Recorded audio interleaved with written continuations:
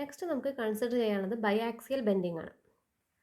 അപ്പം നമ്മൾ first consider ചെയ്ത് ആക്സിയൽ ലോഡ്, ഒരു ലോഡ് മാത്രമുള്ള കേസ് നമ്മൾ കൺസിഡർ ചെയ്ത്. സെക്കൻഡ് കേസിൽ നമ്മൾ ഒരു ആക്സിയലി ഒരു ലോഡും അതുപോലെ തന്നെ ഒരു മൊമെൻറ്റും, ഒരു ഡയറക്ഷനിൽ ഒരു മൊമെൻറ്റും ആക്ട് ചെയ്യുന്ന കേസ്, യൂണി ആക്സിയൽ ബെൻഡിങ്ങിൻ്റെ കേസ് നമ്മൾ കൺസിഡർ ചെയ്തു. നെക്സ്റ്റ് നമുക്ക് കൺസിഡർ ചെയ്യുന്നത് ബൈആക്സിയൽ ബെൻഡിങ് ആണ്.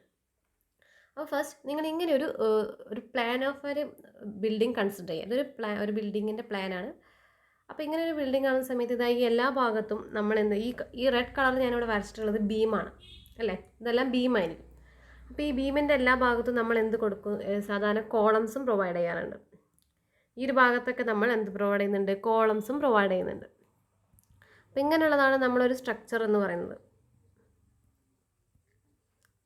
അപ്പോൾ നമ്മൾ നോക്കുകയാണെങ്കിൽ ഈ ഒരു ഇൻ്റർമീഡിയറ്റ് ആയിട്ടുള്ള ഈ ഒരു കോളം, ഈ കോളം 1, ഈ കോളം 2, ഈ രണ്ട് കോളം നോക്കുകയാണെങ്കിൽ ഇതൊരു സിമ്മട്രിക്കലാണ്. അപ്പോൾ ഈ ഒരു കേസിൽ ഇവിടെ മൊമെൻറ്റ് വരാനുള്ള ചാൻസ് എന്ന് പറഞ്ഞു കഴിഞ്ഞാൽ കുറവാണ്. അതായത് ഈ രണ്ട് ഡയറക്ഷനിലും ഒരുപോലെ മൊമെൻറ്റ് വരുന്നതുകൊണ്ട് ഇതിവിടെ നമുക്കൊരു ലോഡ് മാത്രം വരുന്നതായിട്ട് കൺസിഡർ ചെയ്യാം, ഒരു സിമ്മട്രിക്കൽ ആണെങ്കിൽ. ഇൻ കേസ് ഏതെങ്കിലും ഒരു ഡയമെൻഷൻ, ഇത് L1ഉം ഇത് L2 ആണെങ്കിൽ വ്യത്യാസം വരും. സാധാരണ കേസിൽ ഇത് രണ്ടും സെയിം ലെങ്ത് ആണെങ്കിൽ നമുക്കിത് എന്തെന്ന് കൺസിഡർ ചെയ്യാം, ഒരു ആക്സിയലി ലോഡഡ് കോളമായിട്ട് കൺസിഡർ ചെയ്യാം. കാരണം ഇവിടുത്തെ മൊമെൻറ്റ് പരസ്പരം ക്യാൻസലായി പോകുന്നത് എന്നുള്ള രീതിയിൽ നമുക്കിതൊരു ആക്സിയലി ലോഡഡ് കോളമായിട്ട് കൺസിഡർ ചെയ്യാം, ഈ 1 and 2 എന്ന് പറയുന്നത്. അതുപോലെ ഈ എൻസിലുള്ള കോളംസ് നോക്കുക, ഇവിടെ കാണിച്ചുള്ള ഈ 3, 4 എന്ന് പറഞ്ഞ കോളംസ് നോക്കുക. ഈ കോളംസ് നോക്കുന്ന സമയത്ത് ഈ ഒരു ഡയറക്ഷനിൽ അതിന് എന്തൊരു എക്സ്ട്രാ മൊമെൻറ്റ് വരുന്നുണ്ട്, ഈ ഒരു ഡയറക്ഷനിൽ അതിന് എക്സ്ട്രാ മൊമെൻറ്റ് വരുന്നുണ്ട്. അതൊരു ആക്സിസിൽ മാത്രം ഒരു ബെൻഡിങ് ഉണ്ട്. അതൊരു യൂണി ആക്സിയൽ ബെൻഡിങ്ങിൽ വരുന്ന കോളമാണ് ഈ 3, 4 എന്ന് വരുന്നത്. അതുപോലെ ഈ ഒരു കോർണേഴ്സിലുള്ള കോളംസ് നോക്കുക, അതായത് 5, 6, 7, 8 എന്ന് പറയുന്നത് ഈ കോർണേഴ്സിലുള്ള കോളംസ് നോക്കുക. ഈ കോർണേഴ്സിലുള്ള കോളംസ് ആണ് നിങ്ങൾക്ക് കാണുമ്പോൾ മനസ്സിലാവും ഈ രണ്ട് ഡയറക്ഷനിലും അതിന് എന്ത് വരാൻ ചാൻസ് ഉണ്ട്, ഒരു മൊമെൻറ്റ് വരാൻ ചാൻസ് ഉണ്ട്, ഒരു ബെൻഡിങ് മൊമെൻറ്റ് വരാൻ ചാൻസ് ഉണ്ട്. അപ്പോൾ ഒരു ബൈആക്സിയൽ ബെൻഡിങ്ങിൻ്റെ കേസാണ് ഈ കോർണേഴ്സിൽ വരുന്ന കോളം. അപ്പോൾ കോർണറിൽ വരുന്ന കോളത്തിൽ എപ്പോഴും ഒരു ആക്സിയൽ ഒരു ലോഡും ഉണ്ട്, അതുപോലെ രണ്ട് ഡയറക്ഷനും ഒരു മൊമെൻറ്റ് ആക്ട് ചെയ്യും. അപ്പോൾ ഒരു കോർണർ കോളം എന്ന് പറയുന്നത് ഒരു ബൈആക്സിയൽ ബെൻഡഡ് ആയിട്ടുള്ള കോളത്തിന് എക്സാമ്പിളാണ്. അപ്പോൾ ഇങ്ങനെയാണ് നമ്മുടെ ഒരു ബെൻഡിങ്, ഒരു കോളത്തിൽ ബെൻഡിങ് ആക്ട് ചെയ്യുന്ന ഒരു സ്ട്രക്ചർ നോക്കുകയാണെങ്കിൽ. അപ്പോൾ നമുക്ക് നെക്സ്റ്റ് ഒരു സ്ട്രക്ചർ വരയ്ക്കാം ഞാനിവിടെ. അപ്പോൾ ഇവിടെ ഒരു സ്ട്രക്ചർ ഉണ്ട്. ഈ ഒരു സ്ട്രക്ചറിൽ നമ്മളൊരു കോളം പ്രൊവൈഡ് ആണെന്ന് വിചാരിക്കുക. കോളം ഒരു റെക്റ്റാങ്കുലർ കോളം, സ്ക്വയർ കോളത്തിൻ്റെ കേസിലാണ് കൺഫ്യൂഷൻ നമുക്ക് വരുന്നില്ല. ഒരു റെക്റ്റാങ്കുലർ കോളമാണെന്ന് വിചാരിക്കുക. ഒരു റെക്റ്റാങ്കുലർ കോളമാണെങ്കിൽ നമ്മൾ ആ കോളം പ്ലേസ് ചെയ്യേണ്ടത് ഇങ്ങനെയാണോ നമ്മൾ ആ കോളത്തിനെ നമ്മളൊരു സ്ട്രക്ചറിൽ പ്ലേസ് ചെയ്യുക, അതോ ഇങ്ങനെയാണോ നമ്മൾ ആ കോളത്തിനെ ആ ഒരു സ്ട്രക്ചറിൽ പ്ലേസ് ചെയ്യാം. ഫോർ എക്സാമ്പിൾ ഇത് നോക്കുകയാണെങ്കിൽ, ഈ ഒരു കോളം വന്ന് നോക്കുകയാണെങ്കിൽ ഇങ്ങനെയാണോ നമ്മൾ കോളത്തിനെ പ്രൊവൈഡ് ചെയ്യേണ്ടത്, ഇതാണോ കറക്റ്റ്, അതോ ഇങ്ങനെയാണോ നമ്മൾ കറക്റ്റായിട്ടൊരു കോളത്തിന് ഒരു സ്ട്രക്ചർ പ്രൊവൈഡ് ചെയ്യുക in case of a rectangular column. Square കോളാകുമ്പോൾ 4 സൈഡ് ഇരിക്കുകയാണ്, നമുക്കൊരു ഇഷ്യൂ വരുന്നില്ല. അപ്പോൾ നമ്മൾ ചോദിക്കുകയാണെങ്കിൽ ഒരു സ്ട്രക്ചർ ഇങ്ങനെയാണെങ്കിൽ ഈ ഒരു സ്ട്രക്ചറിനെ സംബന്ധിച്ചിടത്തോളം ഈ ഒരു സ്ട്രക്ചറിന് ഇങ്ങനെ ഈ ഒരു ഡയറക്ഷനിലാണ് ബെൻഡിങ് വരാൻ ചാൻസ്. ഈ ഒരു ഡയറക്ഷനിലാണ് അതിനൊരു വിൻലോഡ് കാരണം എല്ലാം ഒരു മൂവ്മെൻറ്റ്, ഒരു ബെൻഡിങ് മൊമെൻറ്റ് വരാൻ ചാൻസ് ഉള്ള ഈ ഒരു ഡയറക്ഷനാണ്, ഇങ്ങനെയുള്ളൊരു ഡയറക്ഷനിൽ. അതുകൊണ്ട് തന്നെ നമ്മൾ കോളത്തിന് എപ്പോഴും പ്ലേസ് ചെയ്യുക ഈ ഒരു രീതിയിലാണ്. ഇതിനൊരു ഷേപ്പ് പ്രകാരം ഈ ഒരു രീതിയിലാണ് നമ്മൾ ഇതിനെ പ്ലേസ് ചെയ്യുക. ഇതാണ് കറക്റ്റ്, ഇങ്ങനെയല്ല നമ്മൾ പ്ലേസ് ചെയ്യുക, ഇങ്ങനെയാണ് നമ്മൾ പ്ലേസ് ചെയ്യുക.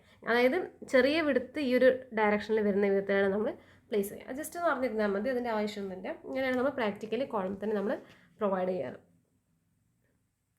ഇനി നമുക്ക് next biaxial bending കോളത്തിൻ്റെ design procedures നോക്കാം. അപ്പോൾ ഡിസൈൻ പ്രൊസീജിയർ, അപ്പോൾ ഈ ഒരു പ്രോബ്ലമായിട്ട് നമ്മളോട് ചോദിക്കാറുണ്ട് ഈ ഡിസൈൻ പ്രൊസീജിയർ. അതുപോലെ തന്നെ ഡിസൈൻ പ്രൊസീജിയർ മാത്രം എഴുതാൻ 5 മാർക്കിനും 7 മാർക്കിനും ഡിസൈൻ പ്രൊസീജിയേഴ്സിൻ്റെ സ്റ്റെപ്സ് മാത്രം എഴുതാനും നമ്മളോട് ചോദിക്കാറുണ്ട്. അപ്പോൾ ഏത് രീതിയിൽ വേണമെങ്കിലും നമുക്ക് ചോദിക്കാം. അപ്പോൾ അതിൽ ഫസ്റ്റ് സ്റ്റെപ്പ് 1 എന്ന് പറയുന്നത് calculate fractured load and moment. അതായത് നമുക്ക് ലോഡ് ഒന്നെങ്കിൽ നമുക്ക് അൾട്ടിമേറ്റ് ലോഡും അൾട്ടിമേറ്റ് മൊമെൻറ്റും തന്നിട്ടുണ്ടാകും. നമുക്ക് ഈ ക്വസ്റ്റ്യനിൽ എന്തായാലും നമുക്കറിയാം ബൈആക്സിയൽ ബെൻഡിങ്ങിൻ്റെ ക്വസ്റ്റ്യൻ ആണ് എന്ന് നമ്മൾ എങ്ങനെ ഐഡൻറ്റിഫൈ ചെയ്യുക. ബൈആക്സിയൽ ബെൻഡിങ് എന്ന് നമുക്ക് സ്പെസിഫൈ ചെയ്ത് പറയില്ല.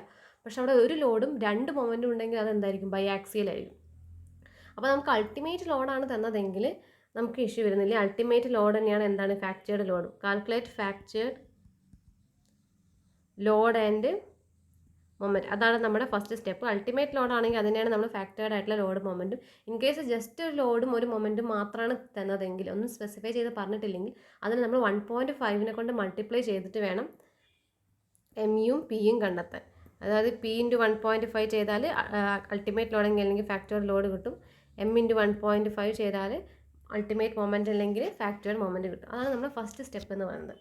ഇനി സെക്കൻഡ് സ്റ്റെപ്പ് എന്ന് പറയുന്നത്, അതായത് നമുക്കൊരു ക്വസ്റ്റ്യൻ തന്നു കഴിഞ്ഞാൽ ആ ക്വസ്റ്റ്യനിൽ നമ്മളോട് അതൊരു ഷോർട്ട് കോളം ആണെന്നോ ലോങ് കോളം ആണെന്നോ ഒന്നും നമുക്ക് സ്പെസിഫൈ ചെയ്ത് പറയില്ല. നമ്മളതിൻ്റെ ഇഫക്റ്റീവ് ലെങ്ത്തും അതിൻ്റെ എസെൻട്രിസിറ്റിയും എല്ലാം കൺസിഡർ ചെയ്തിട്ട് വേണം നമ്മളത് ലോങ് കോളം ആണോ ഷോർട്ട് കോളം ആണോ എന്നെല്ലാം കണ്ടെത്താൻ വേണ്ടി. നമ്മൾ ക്വസ്റ്റ്യനിലൊന്നും പറയില്ല, കാരണം നമുക്ക് ഷോർട്ട് കോളത്തിൻ്റെ ഡിസൈനും പഠിക്കാനുണ്ട്, ലോങ് കോളത്തിൻ്റെ ഡിസൈനും പഠിക്കാനുണ്ട്. ലോങ് കോളം അഥവാ സ്ലെൻഡർ കോളത്തിൻ്റെ ഡിസൈനും പഠിക്കാനുണ്ട്. അതിൻ്റെ ഡിസൈൻ നമ്മൾ നെക്സ്റ്റ് ഡിസ്കസ് ചെയ്യാനുള്ളതാണ്. അപ്പോൾ ഒരു ക്വസ്റ്റ്യൻ വായിച്ചു കഴിഞ്ഞാൽ അത് ലോങ് കോളം ആണോ ഷോർട്ട് കോളം ആണോ എന്ന് നമ്മൾ ഫസ്റ്റ് തന്നെ ഐഡൻറ്റിഫൈ ചെയ്യണം. അപ്പോൾ നമ്മൾ കൺസിഡർ ചെയ്യുന്നത് ഷോർട്ട് കോളത്തിൻ്റെ ഡിസൈനാണ്. അപ്പോൾ നമുക്ക് ഷോർട്ട് കോളം ആണോ നോക്കാനുള്ള ചെക്കാണ് നമ്മൾ സെക്കൻഡ് സ്റ്റെപ്പായിട്ട് ചെയ്യുന്നത്.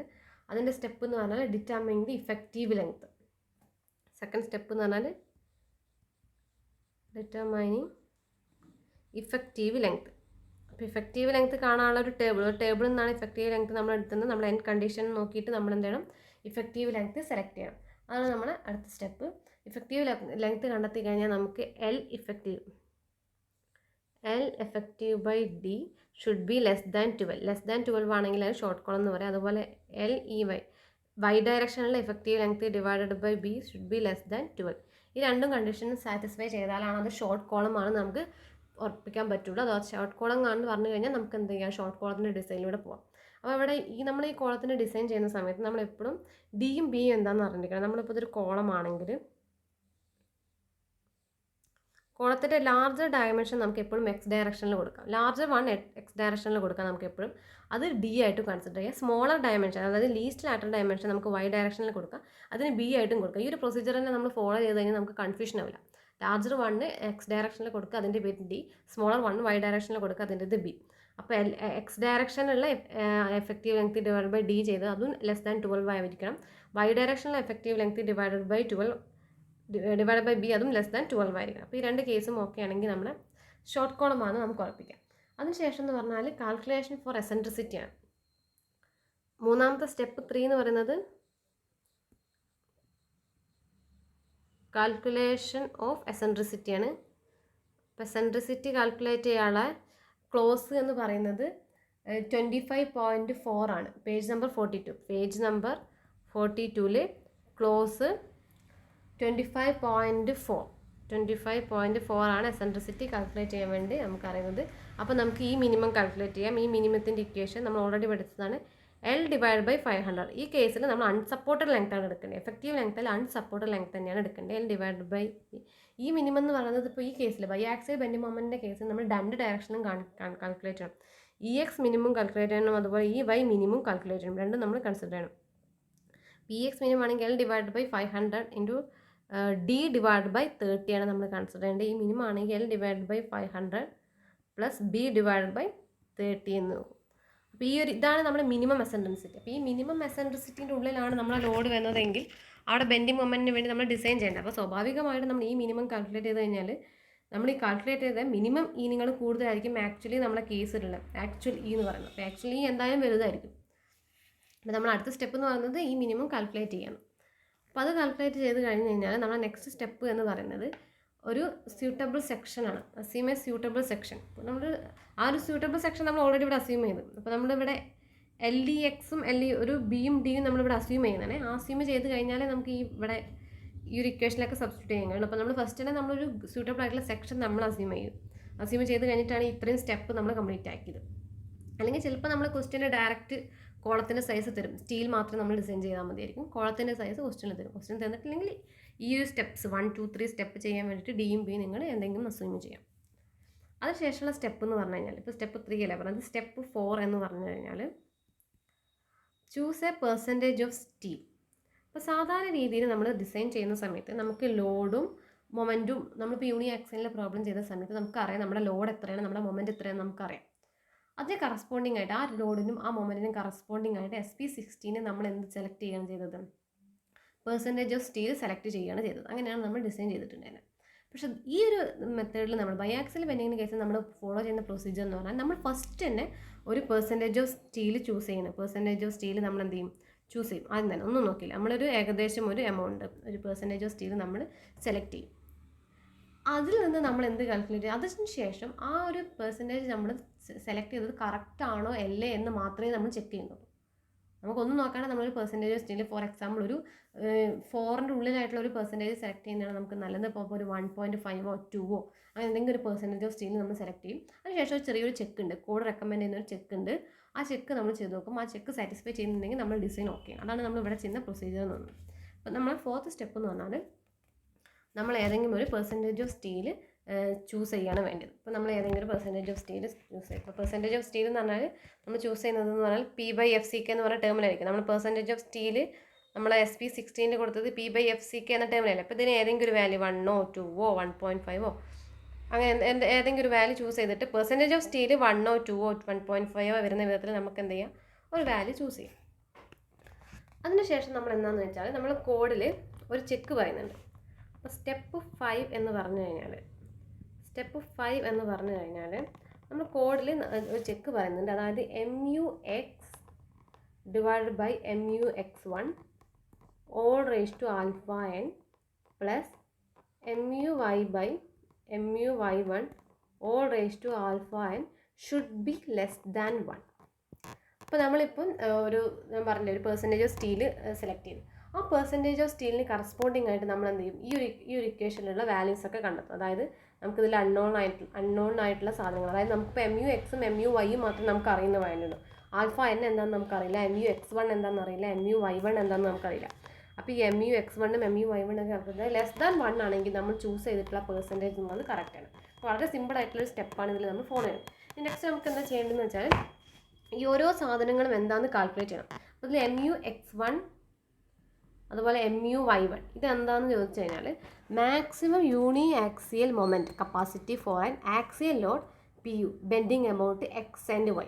അതായത് നിങ്ങളുടെ ക്ലോസ് 39.6 ക്ലോസ് 39.6ലാണ് ഈ ഇക്വേഷനും ഈ ഇക്വേഷനിൽ ഓരോ ടേംസും നമുക്ക് എക്സ്പ്ലെയിൻ ചെയ്തത്. ആ ക്ലോസ് നിങ്ങൾ നോക്കുക. ആ ക്ലോസ് പ്രകാരം MUX1 MUY1 ഡെഫിനേഷൻ എന്ന് പറഞ്ഞാൽ maximum uniaxial moment capacity for an axial load PU bending about X and Y respectively. X ഡയറക്ഷനിലുള്ള ബെൻഡിങ്ങിന് കറസ്പോണ്ടിങ് ആയിട്ടുള്ള മാക്സിമം മൊമെൻറ്റ് അതാണ് MUX. Y ഡയറക്ഷനിലുള്ള ബെൻഡിങ്ങിന് കറസ്പോണ്ടിങ് ആയിട്ട് ഒരു PU വാല്യൂ നമുക്ക് തന്നിട്ടുണ്ട്. അതിന് കറസ്പോണ്ടിങ് ആയിട്ടുള്ള മാക്സിമം യൂണി ആക്സിയലാണ് MUY1 എന്ന് പറയുന്നത്. അപ്പോൾ അതാണ് MUX1ഉം MUY1ഉം എന്താണെന്നുള്ളത് അതിനെപ്പറ്റി കോഡിൽ പറഞ്ഞിട്ടുണ്ട്. അപ്പോൾ ഇത് നമുക്ക് എങ്ങനെ കണ്ടെത്താമെന്ന് നോക്കാം. അപ്പോൾ ഈ ഇതിൽ നിന്ന് പറഞ്ഞു കഴിഞ്ഞാൽ നമുക്കിനി നെക്സ്റ്റ് MUX1ഉം MUY1ഉം നമുക്ക് കണ്ടെത്തണം. അപ്പോൾ നമുക്ക് അറിയാം, നമ്മൾ സാധാരണ രീതിയിൽ നമ്മൾ ചെയ്തത് എങ്ങനെയാണെന്ന് വെച്ചാൽ നമുക്കൊരു ചാർട്ട് ഉണ്ടായിരുന്നു. SP16 കുറേ ചാർട്ട് ഉണ്ട്. അപ്പോൾ ആ ചാർട്ട് നമ്മൾ സെലക്ട് ചെയ്യും. അപ്പോൾ ചാർട്ടിൻ്റെ ഈ ഒരു Y ഡയറക്ഷനിൽ അതിൻ്റെ എന്തായിരുന്നു MUX എന്ന് പറയുന്നത് MU/FCK BD സ്ക്വയറും ഇവിടെ എന്ന് പറഞ്ഞാൽ PU/FCK BD ആയിരുന്നു ഉണ്ടായിരുന്നത്. എന്നിട്ട് അതിൽ കുറേ ചാർട്ടും ഉണ്ടായിരുന്നു, കുറേ ഇൻറ്ററാക്ഷൻ കേഴ്സും ഉണ്ടായിരുന്നു. അപ്പോൾ ഇങ്ങനെയുള്ളൊരു ഗ്രാഫ് നമ്മൾ സാധാരണ സെലക്ട് ചെയ്യും. അപ്പോൾ സാധാരണ നമ്മൾ സെലക്ട് ചെയ്യുന്ന സമയത്ത് നമ്മൾ എന്താ പ്രോബ്ലം ചെയ്തിട്ടുണ്ടെങ്കിൽ നമുക്ക് PU/FCK BD എന്താണെന്ന് അറിയാം. അതിന് കറസ്പോണ്ടിങ് ആയിട്ടുള്ള വാല്യൂ നമ്മൾ കണ്ടെത്തും. അതുപോലെ MU/FCK എന്ന് പറഞ്ഞ വാല്യൂ എന്താ നമുക്കറിയാം, അതിന് കറസ്പോണ്ടിങ് ആയിട്ടുള്ള വാല്യൂ കണ്ടെത്തും. അപ്പോൾ ഇത് രണ്ടും ജോയിൻ ചെയ്യുന്നത് ഏത് കേർവിലാണോ ആ കേർവാണ് നമ്മുടെ P/FCK എന്ന് പറഞ്ഞ വാല്യൂ ആയിട്ട് നമ്മൾ സെലക്ട് ചെയ്തിരുന്നത് ഇതിൻ്റെ മുന്നത്തെ പ്രോബ്ലത്തിൽ. അപ്പോൾ ഈ ഒരു കേസിൽ എന്ന് പറഞ്ഞു കഴിഞ്ഞാൽ നമ്മൾ ആദ്യം PU നമുക്ക് ക്വസ്റ്റ്യൻ തന്നിട്ടുണ്ട്. PU നമുക്കറിയാം. അപ്പോൾ നമുക്ക് ആദ്യം നമ്മൾ MUX ആണ് കാൽക്കുലേറ്റ് ചെയ്യുന്നത് ചോദിക്കാം. MUX ആണ് നമ്മൾ കാൽക്കുലേറ്റ് ചെയ്യാൻ പോകുന്നത്. MUX1 അതെന്താണ് നമ്മൾ കാൽക്കുലേറ്റ് ചെയ്യാൻ പോകുന്നത്. അപ്പോൾ അത് നമുക്ക് PU എന്താണെന്ന് അറിയാം. അപ്പോൾ PU/FCK BD അത് ചോദിച്ചിട്ട് Y ആക്സിസിലൊരു വാല്യൂ കിട്ടും. പിന്നെ നമ്മളൊരു ഒരു പെർസെൻറ്റേജ് ഓഫ് സ്റ്റീൽ നമ്മൾ അസ്യൂം ചെയ്തിട്ടുണ്ടല്ലോ, നമ്മൾ പെർസെൻറ്റേജ് ഓഫ് സ്റ്റീൽ നമ്മൾ അസ്യൂം ചെയ്തിട്ടുണ്ട്. അപ്പോൾ P/FCK ചെയ്ത് കഴിഞ്ഞാൽ നമുക്കൊരു കേർവിൽ വരുന്നൊരു വാല്യൂ കിട്ടും. ആ വാല്യൂക്ക് കറസ്പോണ്ടിങ് ആയിട്ടുള്ള ഏത് കേർവാണോ എന്നുള്ളതെന്ന് വെച്ചാൽ അത് സെലക്ട് ചെയ്യാം.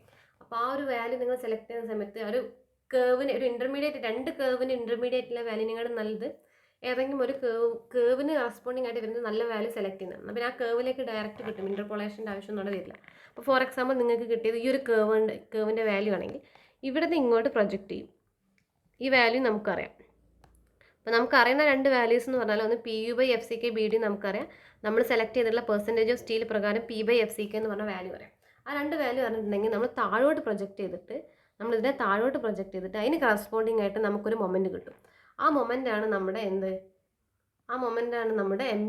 MUX1/FCK/BD സ്ക്വയർ എന്ന് പറയുന്നത്. ഇതിന് കറസ്പോണ്ടിങ് ആയിട്ടുള്ള വാല്യൂ കിട്ടും. ഇതിന് നമുക്ക് MUX1 കാൽക്കുലേറ്റ് ചെയ്യാം. അതുപോലെ തന്നെ നമുക്ക് MUY1 കാൽക്കുലേറ്റ് ചെയ്യണമെന്നിരിക്കാം. MUY1 ആണ് നമുക്ക് കാൽക്കുലേറ്റ് ചെയ്യുന്നതെങ്കിൽ നമുക്ക് സെയിം ഗ്രാഫ് തന്നെയാണ് നമ്മൾ കൺസിഡർ ചെയ്യുന്നത്.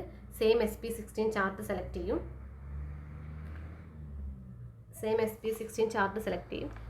അപ്പോൾ SP16 ചാർട്ട് സെലക്ട് ചെയ്യുന്ന സമയത്ത് നമ്മൾ യൂണിയാക്സിയൽ ബെൻഡിങ്ങിൽ നമ്മൾ ഫോളോ ചെയ്ത സെയിം ക്രൈറ്റീരിയാസ് നമ്മൾ ഇവിടെയും യൂസ് ചെയ്യണം കേട്ടോ. നമ്മളിപ്പോൾ SP16 ചാർട്ട് സെലക്ട് ചെയ്യുമ്പോൾ D'/D ഏതാണെന്ന് നോക്കിയിട്ടാണ് നമ്മൾ ആ ഗ്രാഫ് സെലക്ട് ചെയ്യുക. ഫോർ എക്സാമ്പിൾ നമ്മൾ ഫസ്റ്റ് പറയുന്നത് MUX1 കാൽക്കുലേറ്റ് ചെയ്യണമെങ്കിൽ നമ്മൾ ഫസ്റ്റ് തന്നെ D'/D കാൽക്കുലേറ്റ് ചെയ്യണം. അപ്പോൾ D'/D കാൽക്കുലേറ്റ് ചെയ്യും.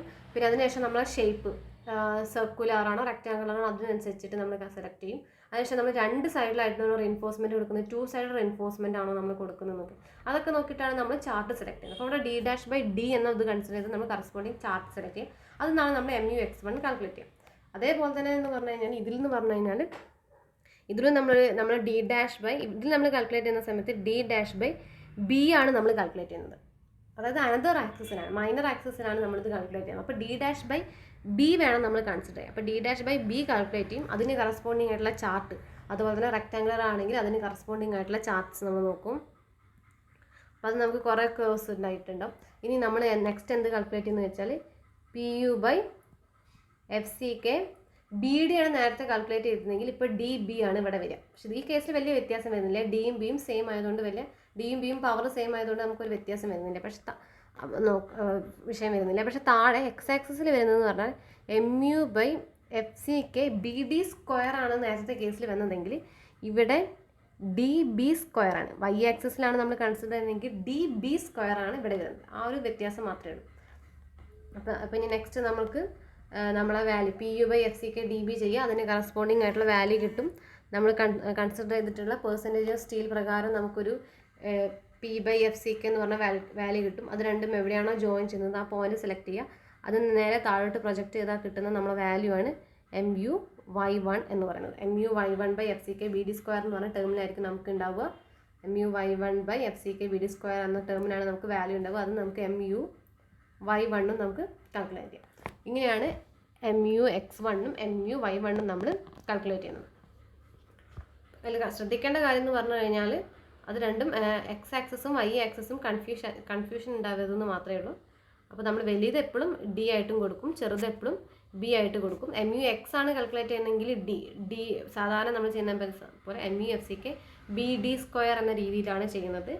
ഇനി നേരെ മറിച്ച് MUY1 ആണ് കാൽക്കുന്നതെങ്കിൽ നേരെ ഉൾട്ടയും Dക്ക് പകരം B എഴുതണം. അത് മാത്രമേ ശ്രദ്ധിക്കേണ്ട ആവശ്യമുള്ളൂ. അത് തെറ്റിപ്പോയി കഴിഞ്ഞാൽ ഡിസൈനും തെറ്റും. അപ്പോൾ അത് ശ്രദ്ധിച്ചിട്ട് MUX1ഉം MUY1ഉം കണ്ടെത്താം. അപ്പോൾ അതാണ് നമ്മുടെ നെക്സ്റ്റ് സ്റ്റെപ്പ്. അഞ്ചാമത്തെ സ്റ്റെപ്പ് എന്ന് പറഞ്ഞു കഴിഞ്ഞാൽ ശരിക്കും MUX1ഉം MUY1ഉം നമ്മൾ കണ്ടെത്തുന്നതാണ്. അത് കഴിഞ്ഞിട്ട് നമുക്ക് സ്റ്റെപ്പ് 6 എഴുതാം. സ്റ്റെപ്പ് 6 നമ്മൾ ചെയ്യാൻ പോകുന്നത് നമുക്ക് അൺനോൺ ആയിട്ടുള്ള ഒരു സാധനം എന്ന് പറഞ്ഞാൽ എന്താണ്? α_n ആണ്. α_n എന്താണെന്ന് കണ്ടെത്തണം.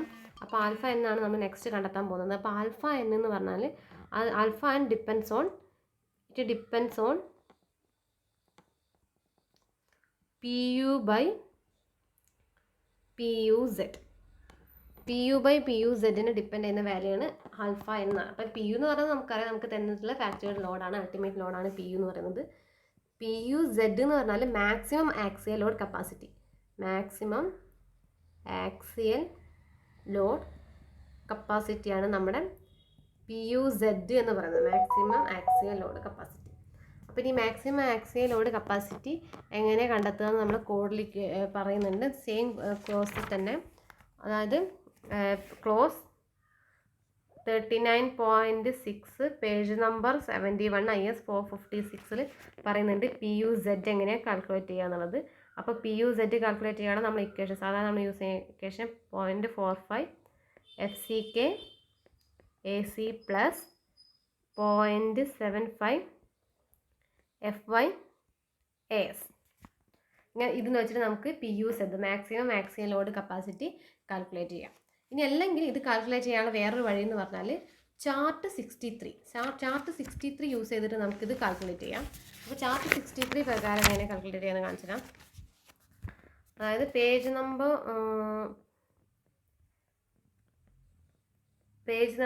71 ചാർട്ട് 63 ഉണ്ട്. അപ്പോൾ ആ ഒരു ഗ്രാഫിൻ്റെ റഫ് ഫിഗർ ഞാൻ വരയ്ക്കാം. ഗ്രാഫ് ഇങ്ങനെയാണുള്ളത്. അപ്പോൾ ഇതിൻ്റെ ഇവിടെ നിന്ന് ഇങ്ങോട്ട് ഉള്ളത് കാണിച്ചിരിക്കുന്നത് പെർസെൻറ്റേജ് ഓഫ് സ്റ്റീലാണ്. ഇവിടെ പെർസെൻറ്റേജ് ഓഫ് സ്റ്റീൽ ഉണ്ട്. പെർസെൻറ്റേജ് ഓഫ് സ്റ്റീൽ ഇവിടെ ഇങ്ങനെ മാർക്ക് ചെയ്ത് വെച്ചിട്ടുണ്ട്. അതിനുശേഷം ഇവിടെ കുറേ ഗ്രേഡ് ഓഫ് സ്റ്റീൽ ഉണ്ട്. ഗ്രേഡ് അതായത് FE 415, FE 250, FE 500 എന്നൊക്കെ പറഞ്ഞിട്ട് ഗ്രേഡ് ഓഫ് സ്റ്റീലാണ് പിന്നെ ഇവിടെ കാണിച്ചിട്ടുള്ളത്. അപ്പോൾ നമുക്കറിയാം നമ്മൾ എത്രയാണോ പെർസെൻറ്റേജ് ഓഫ് സ്റ്റീൽ സെലക്ട് ചെയ്തത് നമുക്കറിയാമല്ലോ. നമ്മൾ ഏതൊന്നും അസ്യൂം ചെയ്തിട്ടുണ്ടല്ലോ. ആ അസ്യൂം ചെയ്ത പെർസെൻറ്റേജ് ഓഫ് സ്റ്റീലും നമ്മൾ ഏത് ഗ്രേഡ് ഓഫ് സ്റ്റീലാണ് നമ്മൾ ചൂസ് ചെയ്തത് നമുക്കറിയാം. അതിന് കറസ്പോണ്ട് ഫോർ എക്സാമ്പിൾ FE 415 അതുപോലെ 2% ആണ് നമ്മൾ സെലക്ട് ചെയ്തതെങ്കിൽ 2% FE 415 പ്രൊജക്റ്റ് ചെയ്യാം. അതിന് കറസ്പോണ്ടിങ് ആയിട്ടുള്ള ഒരു വാല്യൂ നമുക്ക് കിട്ടും. അതിനുശേഷം ഈ ഒരു ഗ്രാഫിനെ തന്നെ താഴെ ഭാഗത്ത് കാണിച്ചത് ഗ്രേഡ് ഓഫ് കോൺക്രീറ്റ് ആണ്. അപ്പോൾ ഇവിടെ ഗ്രേഡ് ഓഫ് കോൺക്രീറ്റ് ഉണ്ട്. ഗ്രേഡ് ഓഫ് കോൺക്രീറ്റ് ഇവിടെ ഇങ്ങനെ കാണിച്ചിട്ടുണ്ട്. അതായത് ഇവിടെ M20 grade of concrete, M20, M25, M50 എന്നൊക്കെ പറഞ്ഞിട്ട് ഗ്രേഡ് ഓഫ് കോൺക്രീറ്റ് ആണ് കാണിച്ചത്. റഫായിട്ട് വരയ്ക്കുന്നതാണ്. അപ്പോൾ നമുക്ക് കറസ്പോണ്ടിങ് ആയിട്ട് നമ്മളിപ്പോൾ M20 ആണ് നമ്മുടെ ഗ്രേഡ് ഓഫ് കോൺക്രീറ്റ് എങ്കിൽ നമ്മൾ ഇവിടെ നിന്ന് ഇങ്ങോട്ട് പ്രൊജക്റ്റ് ചെയ്ത സാധനത്തിന് നേരെ താഴോട്ട് പ്രൊജക്റ്റ് ചെയ്യാം. നേരെ താഴോട്ട് പ്രൊജക്റ്റ് ചെയ്ത് നമുക്ക് ഇവിടെ ഒരു പോയിന്റ് കിട്ടും. അതിനുശേഷം ഇതിൻ്റെ ഈ ഒരു ആക്സിസ് എന്ന് ഇത് കാണിച്ചതെന്ന് പറയുന്നത് PU/Z/AG ആണ് ഇവിടേക്കുള്ള ആക്സിസിലുള്ളത്. PU/Z/AG ആണ് ഈ ഒരു ആക്സിസിലുള്ളത്. അപ്പോൾ ഇവിടെ കിട്ടിയ വാല്യൂനെ നേരെ ഈ കറസ്പോണ്ടിങ് ഇങ്ങോട്ട് പ്രൊജക്റ്റ് ചെയ്താൽ ഇവിടെ കറസ്പോണ്ടിങ് നമുക്ക് എന്താണോ വാല്യൂ കിട്ടുന്നത് ആ വാല്യൂ എന്ന് പറയുന്നത് PU/Z/AG ആണ്. AG എന്ന് പറഞ്ഞാൽ ഗ്രോസ് സെക്ഷണൽ ഏരിയ ആണ്. നമ്മൾ അസ്യൂം ചെയ്ത കോളത്തിൻ്റെ ഗ്രോസ് ഏരിയ. അപ്പോൾ അതിൽ നിന്നും നമുക്ക് എന്ത് ചെയ്യാം PU/Z കിട്ടുക. അപ്പോൾ രണ്ട് രീതിയിൽ നമുക്ക് PU/Z കാൽക്കുലേറ്റ് ചെയ്യാം. ഒന്നെങ്കിൽ ചാർട്ടിൽ നിന്ന് കാൽക്കുലേറ്റ് ചെയ്യാം, അല്ലെങ്കിൽ ഡയറക്റ്റ് ഇക്വേഷൻ യൂസ് ചെയ്തിട്ട് കാൽക്കുലേറ്റ് ചെയ്യാം. രണ്ടും സെയിം വാല്യൂ ആയിരിക്കും. നിങ്ങൾക്ക് ഏതാണ് കൺവീനിയൻ്റ് എന്ന് വെച്ചാൽ അത് വെച്ച് ചെയ്യാം. അങ്ങനെ നമ്മൾ PU/Z കാൽക്കുലേറ്റ് ചെയ്ത് കഴിഞ്ഞാൽ നെക്സ്റ്റ് സ്റ്റെപ്പ് എന്ന് പറയുന്നത് നമ്മുടെ α/n കാൽക്കുലേറ്റ് ചെയ്യേണ്ടതാണ്. അപ്പോൾ നമ്മൾ α/n കാൽക്കുലേറ്റ് ചെയ്യും. അപ്പോൾ α/n വാല്യൂ എന്ന് പറഞ്ഞാൽ α/n വാല്യൂവിനെ പറ്റിയിട്ടും പറയുന്നത് സെയിം ക്ലോസ് തന്നെയാണ്. ക്ലോസ് 39.6 α/n വാല്യൂ പറയുന്നത്. അപ്പോൾ നമ്മളൊരു ഗ്രാഫായിട്ട് കാണിക്കുകയാണെങ്കിൽ ഇങ്ങനെ ഒരു ഗ്രാഫാണെന്ന് നോക്കാം. അപ്പോൾ α/n ഇവിടെ α/n ഉണ്ട്. Y ആക്സിസിൽ α/n കാണിക്കുന്നുണ്ട്. X ആക്സിസിൽ PU/PZ കാണിച്ചിട്ടുണ്ട്. PU/PZൻ്റെ വാല്യൂ 0.2 ആണെങ്കിൽ ആൽഫയുടെ വാല്യൂ എന്ന് പറയുന്നത് 1 ആയിരിക്കും. അപ് ടു 0.2 ആൽഫേൻ്റെ വാല്യൂ എന്ന് പറയുന്നത് എന്തായിരിക്കും? 1 ആയിരിക്കും. α/n = 1 ആണ്. ഇനി PU/PZൻ്റെ വാല്യൂ 0.8ന് ശേഷമുള്ള വാല്യൂസ് ആണെങ്കിൽ, അതായത് 0.8ന് ശേഷമുള്ള വാല്യൂസ് ആണെങ്കിൽ അതിൻ്റെ α/n വാല്യൂ എന്ന് പറഞ്ഞാൽ 2 ആയിരിക്കും.